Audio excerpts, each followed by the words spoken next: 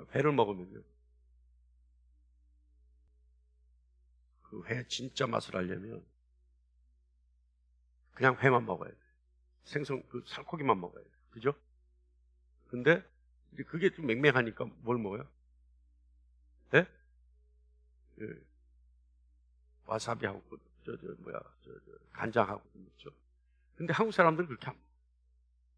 초고추장 찍어서 먹어. 막장 찍어서 먹어. 근데 야, 이 집 회 좋다 하는 사람들 보면 그 집 막장 맛이 기가 막혀. 그 집 초고추장 맛이 기가 막히면 보통 사람들은 이 집 회 맛있다 그래요. 그러니까 초고추장 찍어 먹고 막장 찍어 먹으면 뭐예요? 회 진짜 맛 몰라요. 이게 진짜 무슨 맛인지를 잘 몰라. 그러고 먹는 거예요. 뭔 맛으로 먹어요? 좀 전에 얘기했듯이 막장 맛으로 먹고 초고추장 맛으로 먹고.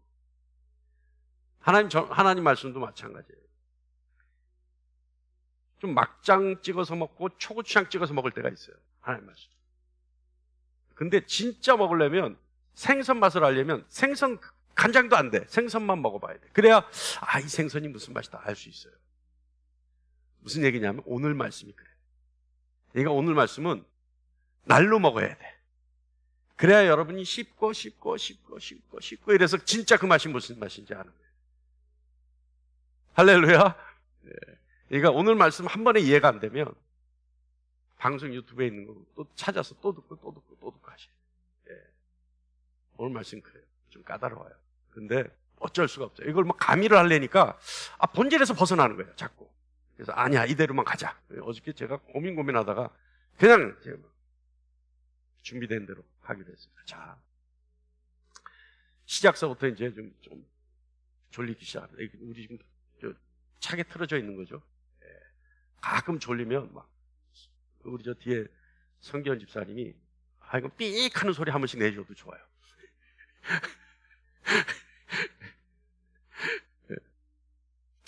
의. 우리는 의. 믿음으로 의롭게 되고, 의. 하는데, 과연 그 의가 뭐냐?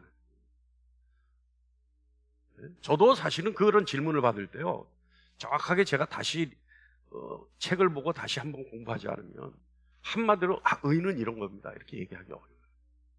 이거 까다로운 정의죠. 자, 그러면 의는 뭐냐? 이 세 가지로 분류돼요. 인간하고 하나님께 똑같이 해당되는 의가 있고, 하나님께만 해당되는 의가 있고, 인간에게만 해당되는 의가 있어요. 자, 먼저 하나님과 인간에게 있어서 의는 뭐냐? 이거는 올바른 행동, 이것을 의라고 얘기합니다. 근데 올바른 행동이라는 것이 대다수의 사람이 옳다고 인정하는 것이 올바른 행동이 아니에요. 자, 예수님 십자가에 달려 돌아가실 때 대다수의 군중들이 예수를 십자가에 죽이는 것이 옳다고 했죠.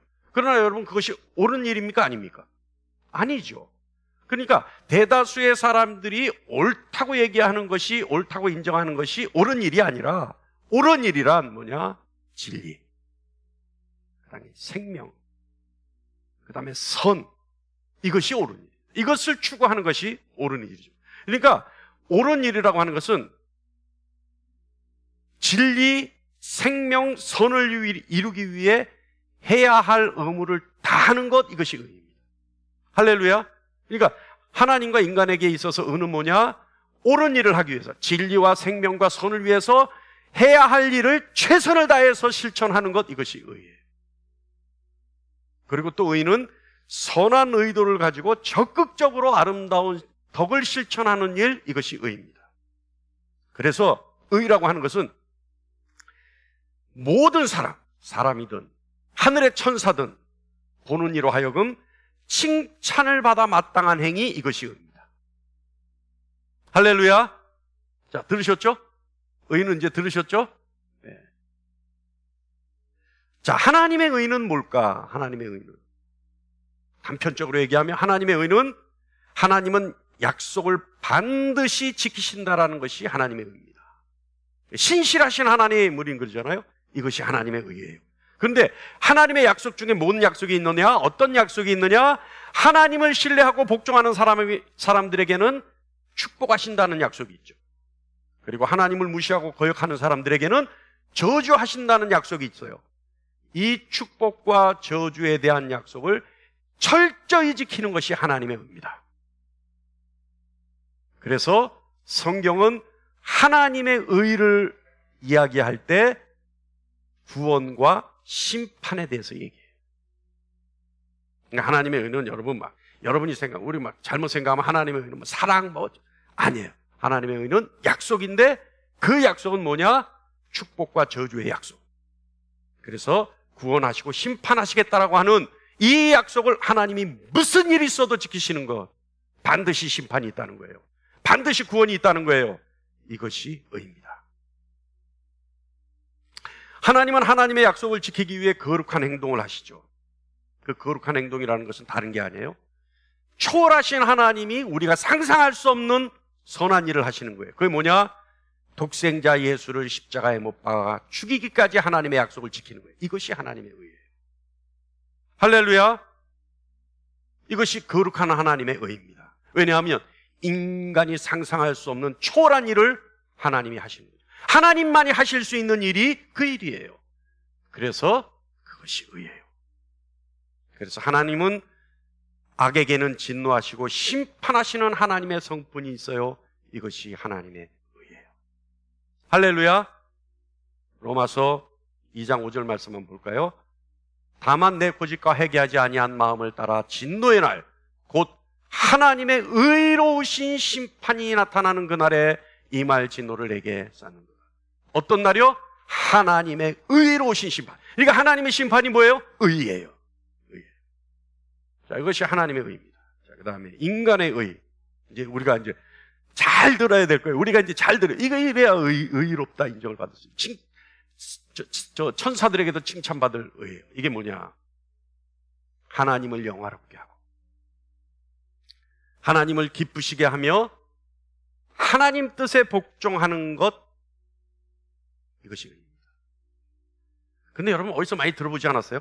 하나님을 영화롭게 하고 하나님을 기쁘시게 하고 하나님 뜻에 복종하는 것 어디서 많이 들어보지 않았어요? 이것이 뭐냐 하면 하나님이 인간을 창조하신 창조의 목적이에요. 그럼 다시 말하면 인간의 창조의 목적으로 되돌아가려고 하는 의도, 이것이 의예요. 그런데 인간의 창조의 목적으로 되돌아가려고 하는 것, 이것이 다른 말로 하면 뭐예요? 믿음이죠. 믿음. 그러니까 우리가 믿음을 갖는다는 것, 우리가 믿음을 가질 때 하나님이 우리를 의롭다 인정하시죠. 그러니까 우리가 의롭다는 것, 우리가 의가 생겼다는 건 뭐예요? 하나님을 영화롭게 하고 기쁘시게 하고 하나님 뜻에 복종하겠다라고 하는 의지가 생겼을 때 하나님은 우리를 믿음으로 보시고 그 믿음을 의롭다 인정하시는 거예요. 할렐루야. 이해하시죠? 네. 자, 우리가 믿음을 가졌다는 것은 다른 의미가 아닙니다. 내가 예수를 믿습니다, 이게 아니에요. 내가 예수를 믿습니다, 이 믿는다라고 하는 의미가 달라요. 내가 예수를 믿는 것, 말씀에도 기록되어 있어요. 뭐예요? 예수의 존재에 대해서 하는 것, 유무에 대해서 하는 것, 그것은 믿음이 아니다라는 거예요. 왜냐하면 귀신도 믿고 떨기 때문에 그렇다는 거예요. 그러나 내가 예수를 믿는다는 것은 무엇을 의미하느냐? 하나님을 영화롭게 하고 하나님을 기쁘시게 하며 하나님 뜻에 복종하겠다라고 하는 다짐이 내 속에 있고 내가 내 말의 고백을 인정하겠다는 것이 믿음입니다. 할렐루야. 그리고 그것이 의입니다. 그러니까 여러분, 내가 믿음을 가졌다라고 하는 것은, 내가 믿음을 고백했다라고 하는 것은 무슨 뜻이라고요? 내가 하나님을 영화롭게 하겠습니다. 내가 이제부터 나의 삶 속에 하나님을 기쁘시게 하겠습니다. 내가 하나님의 뜻에 온전히 복종하겠습니다라고 하는 다짐을 가지고 하는 말이 믿음의 고백이에요. 할렐루야. 그래서 그 믿음의 고백을 하는 사람들은 그 믿음의 결과로 어떤 행동을 하느냐? 하나님을 사랑하고 이웃을 사랑하는 거예요. 우리 예수님 한번 생각해 보죠. 예수님은 우리 모두를 구원하기 위해, 그리고 하나님을 영화롭고 기쁘시게 하기 위해 성부 하나님의 명령에 따라 목숨을 내놓으셨죠. 이것이 예수 그리스도의 의입니다. 그리고 우리가 예수를 믿는 순간 예수님의 의가 우리에게 전가되는 거죠. 의는 하나님의 지혜로운 사랑이고, 사랑은 하나님의 선한 의도를 이야기하는 것. 의를 이루기 위해 하나님이 하시는 일, 다시 말하면 의를 이루기 위한 하나님의 사역이 인도입니다. 그래서 오늘 지난주부터 제가 앞으로 몇 주간 동안 인도라고 하는 뜻이 무엇인지, 무엇이 인도인지, 무엇이 인도의 의미인지, 우리가 인도를 받으려면 어떻게 해야 되는지에 대해서 함께 나눠보려고 해요. 자, 인도. 하나님이 우리를 인도하신다. 이 인도는 뭐냐? 의를 이루기 위한 하나님의 사역이다. 다시 말하면 하나님이 우리를 인도하셔서 의에 이루게 하신 결과가 구원이에요. 그러니까 하나님이 우리를 인도하시는 것은 뭐예요? 결국은 최종 목적지는 어디예요? 구원에 있어요. 그래서 제가 여러분께 제가 가끔 하는 얘기가 있어요. 좀 너무 모진 얘기 같지만 이게 본질이에요, 사실은. 어떤 얘기냐? 하나님은 우리가 잘 먹고 잘 사는 것에 관심이 없어요. 제가 장담합니다. 나중에 예수님 만나면 한번 물어보세요. 정말 송영춘 목사가 했던 말이 맞아요? 물어보세요. 그러면 예수님 뭐라 그러실까요? 그놈은 다른 거 다 몰라도 그거 한마디만 하면 진짜 말했어. 그만큼 제가 자신이 있다는 얘기예요. 하나님은요, 우리가 잘 먹고 잘 사는 것에 눈꼽만큼의 관심이 없어요. 하나님은 우리의 어떤 것에 관심이 있어요? 구원에만 관심이 있어요. 그래서 하나님은 우리를 인도하시는데 어떻게 인도하신다고요? 의의 길로 인도하신다는 거예요. 의의 길의 끝이 어디예요? 구원이에요. 할렐루야. 여기 이제 오늘은 좀 복받는 얘기 좀 해줄라나, 오늘 뭐 그런 얘기 좀 해줄라나. 여기 기대로 앉아 계신 분들은 김새는 거야, 시작부터. 그러나 할렐루야죠. 할렐루야. 자, 일반적으로 성도들은요, 하나님의 인도하심을 받기를 원한다 얘기할 때 일반적으로 뭐냐 하면 하나님의 계획을 구체적으로 알기를 원해요. 일반적으로. 그래서 그 구체적인 계획의 범위 안에서 내가 결정을 내릴 수 있도록 하나님이 나를 도와주시는 것을 인도라고 생각을 해요.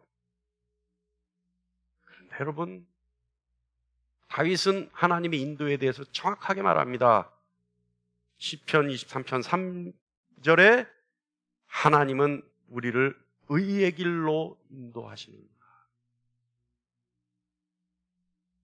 그러므로 여러분, 하나님의 인도는 우리가 내리는 어떤 결정이 다른 사람에게 최대한 유익하고 하나님을 최대한 기쁘시게 하는 두 가지 목적을 동시에 이룰 수 있어야 그것이 하나님의 인도. 그러니까 여러분, 우리가 하나님의 인도를 받는다. 나는 하나님의 인도를 받고 있어. 근데 그것을 검증하기 위해서 뭐라고요? 다른 사람에게 최대한 유익하고 하나님을 기쁘시게 하는 결과가 낳는 것, 이것이 하나님의 인도하심이에요. 할렐루야. 이해하십니까? 점점 미궁 속으로 빠지고 있습니까, 우리? 자, 인도하다라고 하는 사전적 의미는 뭐냐? 손을 붙잡고 이끌어간다. 또 길을 가르쳐준다. 또 탁월한 기량을 발견하고 이끌어내서 통제해준다. 그리고 영향력을 행사해준다. 길을 부추겨준다. 유인한다. 설득을 통해 행동을 제어한다. 이것이 인도함의 사전적 의미입니다. 하나님이 우리를 인도하신다는 진정한 의미는 하나님이 우리를 의의 길로 이끌어 가시는 데 필요한 과정과 절차를 말하는 겁니다. 이 과정에서 필요에 의해서는 칭찬과 상급을 주시기도 하고 징계와 채찍을 동시에 주시기도 합니다. 그러니까 이 두 가지가, 인도하시면 이 두 가지가 있다는 사실을 우리가 망각하면 안 돼요. 오늘 말씀, 본문 말씀 보면요, 1절에 우리 뭐 너무나 잘 아는 말씀이죠. 다 같이 한번 읽어볼까요? 시작. 그러므로 형제들아, 내가 하나님의 모든 자비하심으로 너희를 권하노니 너희 몸을 하나님이 기뻐하시는 거룩한 산제물로 드리라. 이는 너희가 드릴 영적 예배니라. 바울은요, 이 영적 예배를 얘기하죠. 이는 너희가 드릴 하나님의 영적 예배니라. 그런데 영적 예배, 그러니까 영적 예배라는 건 사실은 너희 몸을 하나님께 드리라는 건 전인적인 것을 얘기해요. 우리 자아 전체를 얘기해요. 그러니까 너희 몸을 하나님께 드리라. 이것은 영적 예배니라. 그런데 이 영적 예배, 너희 몸을 하나님께 산제물로 드리는 이 영적 예배에 앞서 뭐라고 한마디 전제하는 것이 있냐면 1절 전반부에 내가 하나님의 모든 자비하심으로 너희에게 권하노니, 너희를 권하노니. 이게 이 말씀 뜻은 뭐냐면 우리의 삶을 하나님의 자비하심에 기반을 두라는 말입니다. 그러니까 우리 삶이 하나님의 자비하심 같이 우리 삶도 하나님의 자비하심에 기반을 두고 자비를 베풀라. 다시 말하면 우리 삶을 하나님께 드리는데 다른 것에 기반을 두지 말고 하나님의 자비하심에 기반을 두라. 하나님의 자비하심에 기반을 둔 삶을 드리라는 의미죠. 우리 삶이 하나님의 자비하심에 넘치게 하라는 말입니다. 우리 삶이 하나님의 자비하심이 증거되는 그 자비가 넘쳐날 때 우리 삶이 곧 산제물을 드린다는 의미가 됩니다. 그러니까 어떻게 해요? 우리 몸을 산제물로 드리라는 건 뭐예요? 우리 몸을 그냥 피를 쏟는 제단 앞에서 우리 몸을 자해해서 피를 쏟아서 제물로 드리라는 뜻이 아니라 어때요?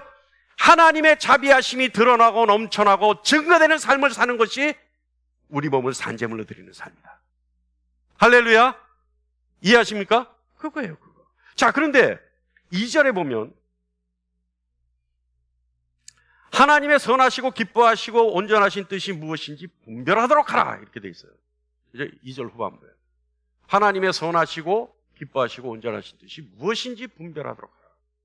자, 분별한다는 것은 하나님의 선하시고 기뻐하시고 온전한 뜻이 무엇인지 분별한다는 것은 하나님 것과 세상 것을 분별하는 얘기죠. 하나님의 뜻에 대한 분별이죠. 그리고 하나님이 인도하시는 길에 대한 분별을 의미합니다. 그런데 여러분, 우리가 여기 한 가지 의문을 가져야 돼요. 뭐냐 하면 자신에게 하나님의 자비하심이 넘쳐나는 삶을 사는 것과 변화를 받아 분별력을 갖는 것과 무슨 상관이 있을까요? 무슨 연관관계가 있을까요? 바울은 1절에 너희 몸을 하나님의 자비하심을 증거하고 드러나고 넘쳐나게 하는 산제물로 드리라, 이것이 영적 예배니라 이렇게 얘기하고, 2절에는 하나님의 선하시고 기뻐하시고 온전하신 뜻이 무엇인지 분별하도록 하라, 이렇게 돼 있어요. 그렇다면 1절과 2절은 한 묶음인데 자비하심을 드러내는 삶과 분별하는 삶은 무슨 뜻이 있을까요? 무슨 연관관계가 있을까요? 잘 들으세요. 바울은요, 우리의 거듭난 삶, 새로운 삶이 하나님의 자비에 기반을 둔 자비로운 삶이라는 것을 말하기에 앞서 먼저 우리의 삶이 예배하는 삶이라는 것을 말합니다. 그래서 영적 예배를 얘기하죠.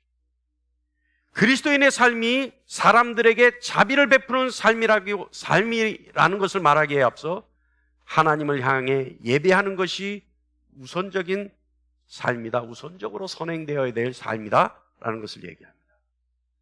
하나님께 예배하는 삶, 그리고 세상을 향해 하나님의 자비가 넘치게 하는 삶, 그런 삶은 이 세대를 본받는 삶이 아니라 변화를 받은 삶입니다. 그런 변화를 받는 삶, 그 삶이어야지만 분별력을 가질 수 있다는 뜻입니다. 그러니까 하나님께 예배하는 삶, 그리고 하나님의 자비가 넘쳐나는 삶, 이것이 영적 예배인데, 하나님 앞에 분별력을 갖는 예배인데, 이런 삶을 살아야지만 우리가 변화를 받아 하나님의 선하시고 기뻐하시고 온전하신 뜻이 무엇인지 분별할 수 있다는 뜻이죠. 할렐루야! 이해하십니까? 할렐루야! 할렐루야! 헬로! 그러니까 여러분, 우리가 기도하잖아요. 하나님, 내가 분별력을 갖게, 영적 분별력을 갖게 해주세요. 영적 분별력을. 이것도 은사니까 내가 영적 분별력을 가져서 영들을 분별할 수 있게 해주세요. 그 기도는 응답이 되어야 한대요. 퀴즈, 응답이 되어야 한대요.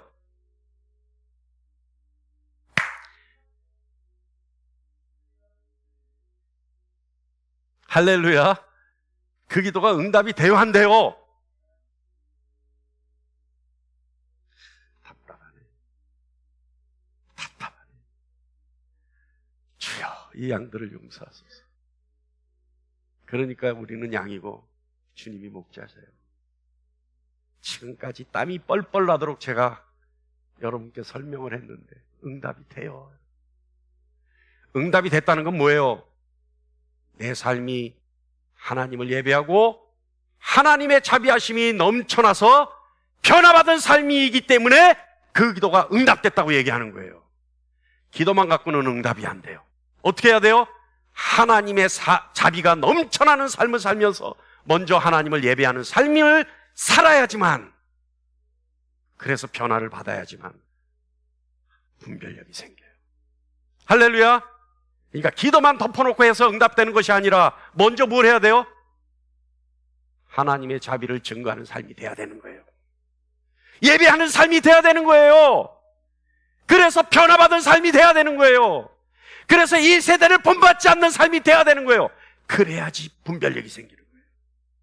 할렐루야. 그거예요, 그거. 우리는 덮어놓고 뭐가 된다, 덮어놓고 된다. 반드시 선결돼야 될 문제가 있어요. 전제돼야 될 부분이 있다 이 말이에요.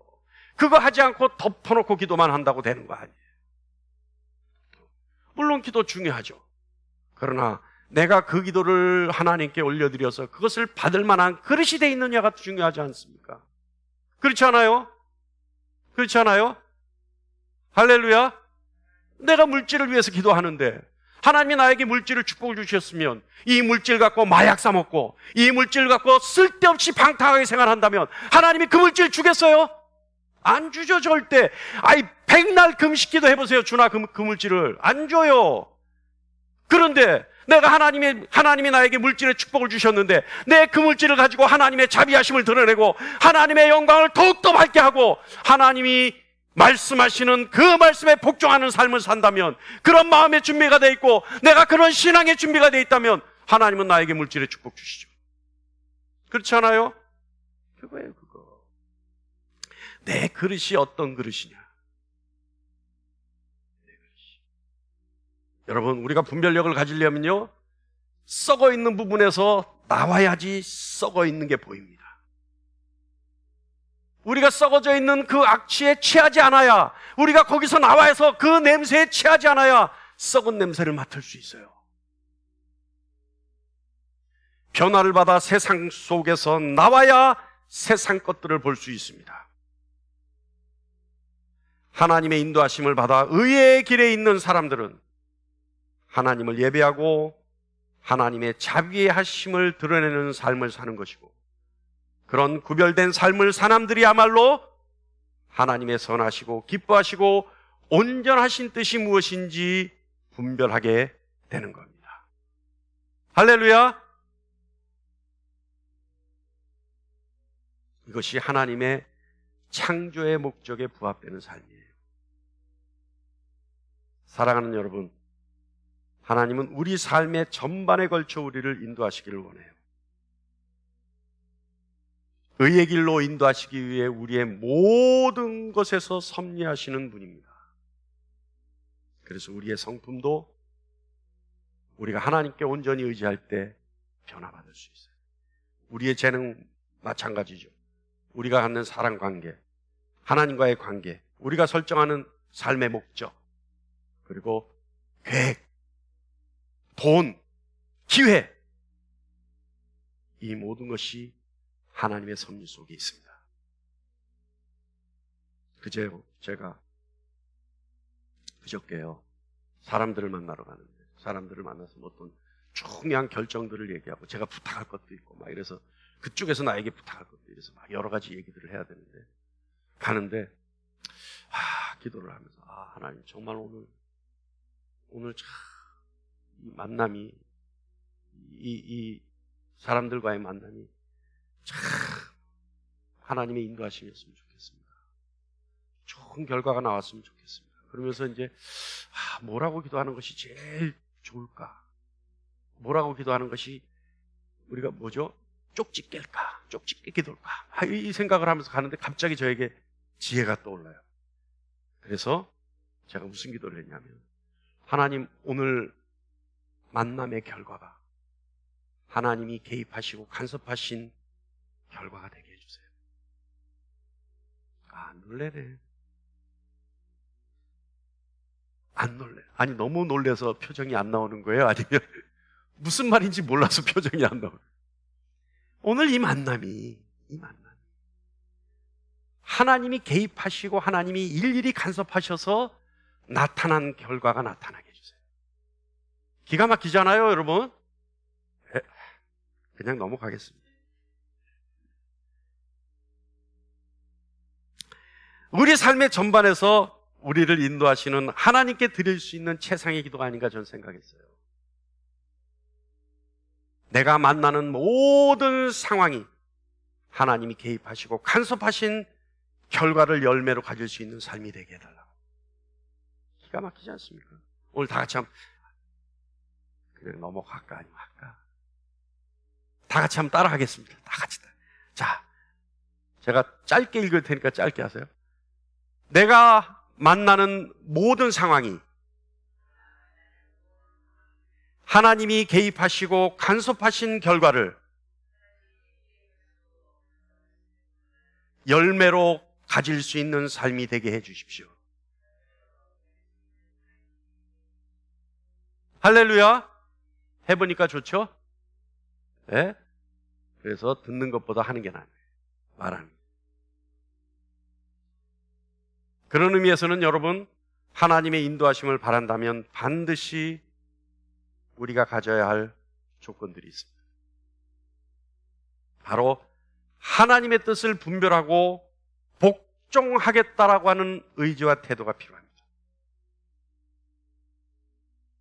그렇기 때문에 하나님의 인도를 기뻐해야 합니다. 그리고 하나님의 인도에 성실하게 임해야 합니다. 하나님은 목자가 양들을 인도하시듯이 우리를 인도하십니다. 그래서 하나님이 우리를 인도하실 때 우리는 하나님의 뜻에 절대 복종하겠다는 의지가 반드시 있어야 합니다. 그리고 하나님의 인도하심을 기뻐해야 합니다. 지난주 우리 얘기했잖아요. 우리가 하나님의 인도하심을 두려워하는 이유 두 번째 얘기할 때 우리 집사님이 큰 소리로 얘기했어요. 예? 하나님의 인도하심이 두려울 때 언제냐? 내가 가고자 하는 길과 다를 때. 그렇잖아요. 이러면 안 된다는 거예요. 이러면 인도를 받을 수 없다는 거예요. 자, 하나님의 인도하심을 받는 데 있어서 복병과 같은 방해 요소가 있어요. 이거 잘 들어야 돼요. 첫째는 뭐냐 하면 자신의 이 모습은 어떻게 보면 굉장히 신실한 신앙인의 모습으로 보일 수도 있어요. 그런데 이거는 하나님의 인도하심을 받는데 철저하게 방해되는 암적 요소입니다. 뭐냐 하면 자신이 가지고 있는 신앙적 편견과 오류가 그거예요. 그리고 습관화된 신앙의 강박 증상이 그거예요. 이래야 돼. 하나님의 인도하심은 이래야 돼. 제가요, 어떤 권사님, 암이 전이가 돼서 4개월. 근데 어떤 권사님을 제가 만나서 상담을 하고 기도하는데, 이분이 보통 것입니다. 이분이. 자기는 모태 신앙인이고, 어머니가 어떤 권사였고, 아버님이 교회를 어떻게 세웠고, 자기는 어려서부터 피아노 반주를 했고, 자기는 어려서부터 교회를 떠나지 않았고, 그래서 내가 누구 목사님한테 배웠고, 또,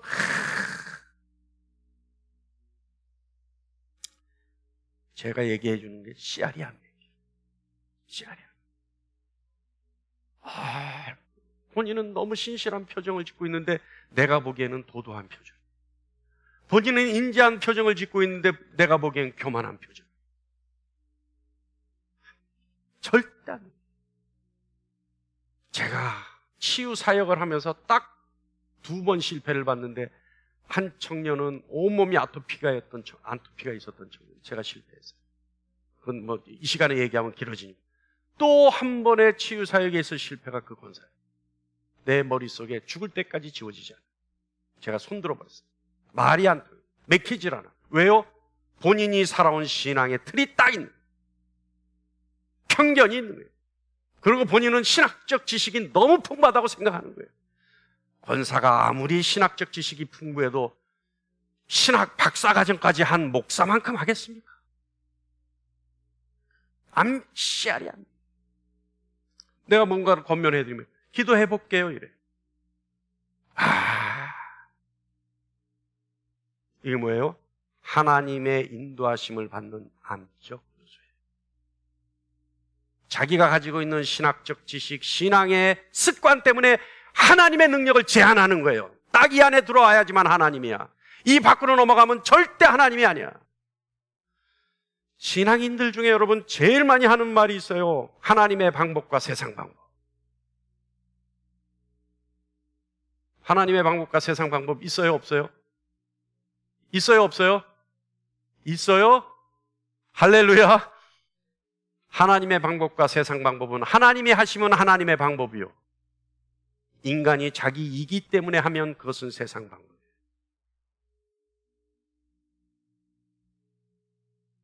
하나님이 어떤 방법도 다 쓰실 수 있어요. 하나님이 도덕적으로 부정한 방법을 쓰신다고 해서 그것이 하나님 방법이 아닙니까? 제발 좀 그 신앙의 편견을 버리세요. 전지전능하신 하나님이, 세상의 주권자 하나님이, 한 분밖에 안 계신 하나님이, 우리의 구세주이신 하나님이 그 어떤 방법도 다 쓰실 수 있는 거예요. 하나님이 쓰시면 그것이 하나님의 방법이에요. 할렐루야. 제가요 그 얘기를 할 때 항상 예를 드는 사건이 있어요. 성경의 사건이 있어요. 아브라함이 가나안 땅으로 가다가요, 아브라함이 기근이 들자 애굽으로 내려갑니다. 애굽으로 내려갈 때요, 아브라함이 사라에게 얘기를 해요.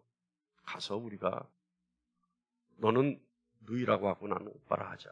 왜냐하면 네가 내 아내라 그러면 네가 너무 예뻐서 아마 나를 죽일 것 같아. 그런단 말이에요. 그래서 그 약속을 하고 내려가요. 근데 정말 아니나 다를까? 정말 사라가 예뻤나 봐요.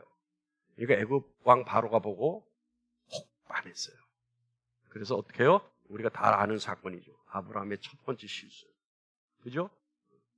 사라를 데리고 가요.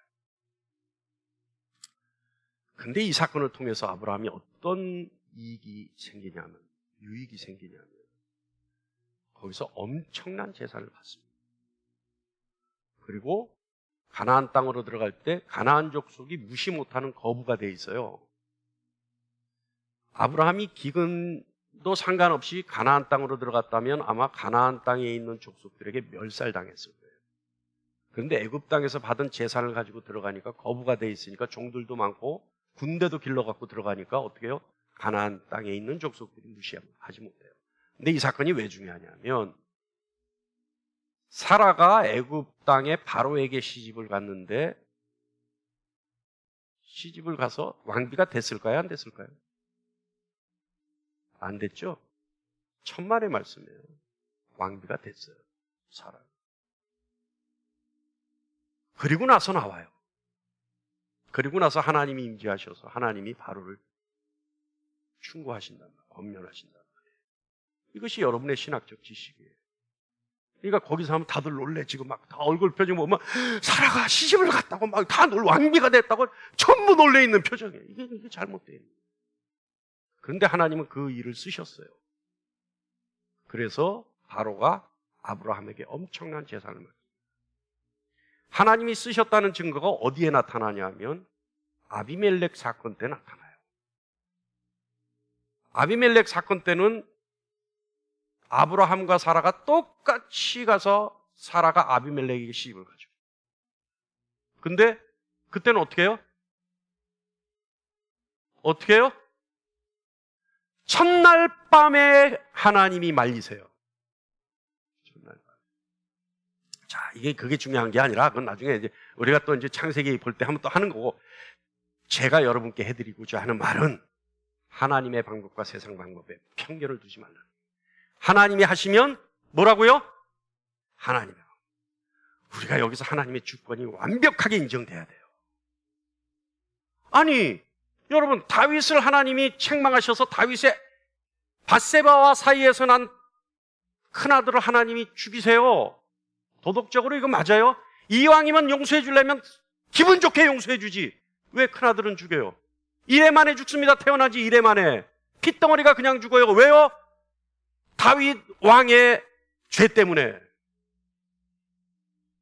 다윗이 회개하잖아요. 우리아를 죽인 그 잘못된 일을 가지고 밧세바를 아내로 취하기 위해서 우리아를 죽였던 그 일 때문에 하나님 앞에 다윗이 회개하잖아요. 근데 하나님이 뭐라 그러세요? 용서해 줄게. 그러나 너의 큰아들은 내가 취하겠다는 거예요. 아니, 여러분 생각해 보세요. 그러나 하나님의 진노고 그것이 하나님의 심판이라면 그것은 의죠. 맞습니까? 아닙니까? 할렐루야? 할렐루야? 자, 이걸 왜 얘기하냐면 이 사건들이 중요한 것이 아니라 성경에 기록되어 있는 사건과 내용도 우리가 제대로 알지 못하고 제대로 파악하지 못하고 제대로 이해하지 못하면서 우리가 가지고 있는 신학적 지식, 신앙적 편견을 가지고 모든 것을 판단하려 한다는 거예요. 그 판단 때문에 어떻게 된다고요? 하나님의 인도하심을 받지 못할 수가 있다는 얘기입니다. 그러니까 어떻게 해요? 어떻게 해야 돼요? 내려놔야죠. 이게 내려놓는 거예요. 이게 내려놓는 거. 그런데 여러분, 신앙적 지식과 신앙적 편견 때문에 그리고 신앙의 습관을 앞세워서 자기 주장을 하다 보면 어떤 일이 생길 수 있냐면 하나님의 인도하심을 인내심으로 기다리지 못해요. 하나님의 인도하심을 받으려면 인내가 필요합니다. 그런데요, 본인이 알고 있는 그 지식 때문에 아니야, 이건 아닐 거야, 이건 아닐 거야, 이렇게 하면 될 거야. 인도하심은 어떻게 돼야 돼요? 하나님이 내 앞에 가셔야 인도하심이 돼요. 그죠? 내가 하나님 뒷모습을 보고 가야 인도하심이 돼요. 그런데 내 신학적 지식, 신앙적 지식, 신앙의 습관, 이 편협된 것들을 가지고 기다리지 못하고 내가 앞서가 버려요. 그럼 그건 인도가 아니지. 그래서 이런 기도가 필요합니다.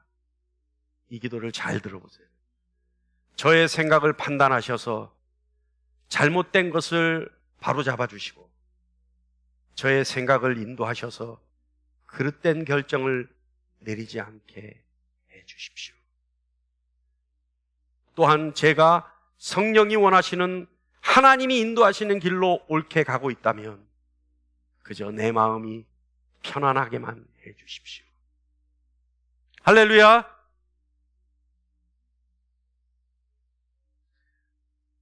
하나님의 인도하심을 방해하는 또 하나의 복병과 같은 존재, 암적인 존재가 있어요. 그게 뭐냐면 하나님의 인도하심의 표적을 구하는 거예요. 표적을. 하나님의 인도하심의 표적이 나타난 대표적인 사건이 어디 있어요? 출애굽의 이스라엘 민족이 나올 때 불기둥, 구름기둥이 인도하셨죠. 이게 표적 아니에요? 대단히 놀라운 표적이죠. 하나님의 인도하심, 표적 구하는 거예요. 제가요, 어떤 여자 목사님인데 저하고 얘기를 하다가 식사를 하고 우리 지역에 있고 또 우리 같은 교단이고 같은 노예고 그래서 좀 친하게 지내볼까 하고 그 연세가 저보다 계신 분이 그 목사님하고 식사를 하고 있어요. 차를 타고 오는데 그 목사님한테 전화가 막 내 기도해볼게 전화를 끊어요. 저한테 자랑스럽게 뭐라 그래요. 우리 집사님인데 애가 이번에 학교 가는데 어떤 학교를 넣으면 좋을 건지 기도 좀 해봐달라 그래서 이 목사님 절대 앞으로 친하면 안 돼요. 제가 그 길로 안 만났어요. 성도에게 그런 전화를 받는 것도 문제지만 그런 전화를 걸 수 있게 이때까지 만들어 왔다는 거 아니에요. 이런 일을 목사님에게 전화해서 기도로 물어봐야 되겠다라고 하는 그런 정서를 이미 심어줬다는 거 아니에요. 그러니까 그는 뭐예요? 거짓 선지자죠. 여러분, 하나님의 인도하심의 표적을 구하지 마십시오. 그것은요, 아주 어린 신앙일 수 있고요. 더 무서운 건 뭐예요? 미신적인 신앙이에요. 하나님의 인도하심의 표적을 구하는 거예요. 그리고 더 무서운 건 뭔지 아세요? 하나님을 시험하는 거예요. 하나님을 시험한 사람, 대표적인 사람인데 그 사람은 하나님이 용납하셨죠. 누구예요? 사사 중에 기드온. 그죠? 끝까지 표적을 구했잖아요. 근데 하나님 그거 용납해 주셨어요. 근데 여러분, 이제 성경이 다 있고, 이제 예수님의 십자가의 표적이 있고, 성령의 임재가 있는 우리는 그런 유치한 표적 구하지 마세요. 그건 미신적인 신앙입니다.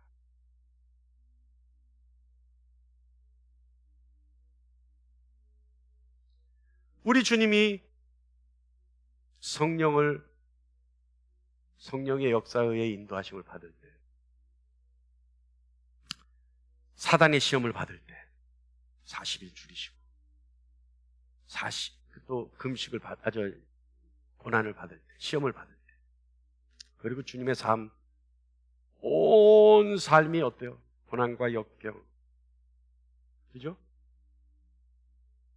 근데 주님은 하나님의 인도하심을 받은 삶이었어요. 그래요, 안 그래요, 여러분? 그래요, 안 그래요? 주님은 하나님의 인도하심, 성령 하나님의 인도하심을 받은 삶이에요. 그런데 40일 줄이고 사단에게, 졸개 같은 사단에게 시험 받으시고 채찍 맞으시고 조롱당하시고 침까지 뱉고 가시면류관 쓰고, 종국에는 어떻게 돼요? 십자가에 달려 죽어요. 하나님의 인도하심이었어요, 여러분. 하나님의 인도하심이었어요. 주님이 그 고통 당하실 때 주님 생각이 어땠겠어요? 하나님 나 좀 편한 길로. 주님 그렇게 하시잖아요. 이 잔을 내게서 지나게 해달라. 그런데 하나님의 인도하심 받은 결과는 어디예요? 하나님이 기뻐하시고 선하신 그 뜻을 이루기 위해 인도하심의 종국은 어디였어요? 십자가의 죽으심이에요.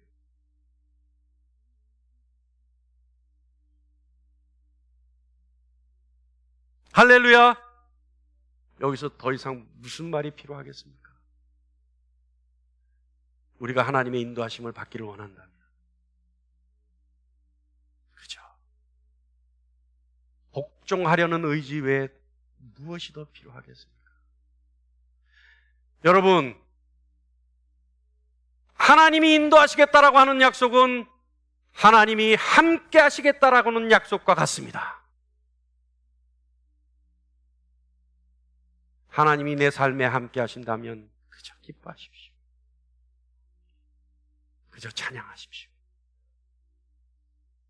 그리고 복종하겠다는 의지를 다지십시오. 그리고 하나님이 함께 하심에 감사하십시오.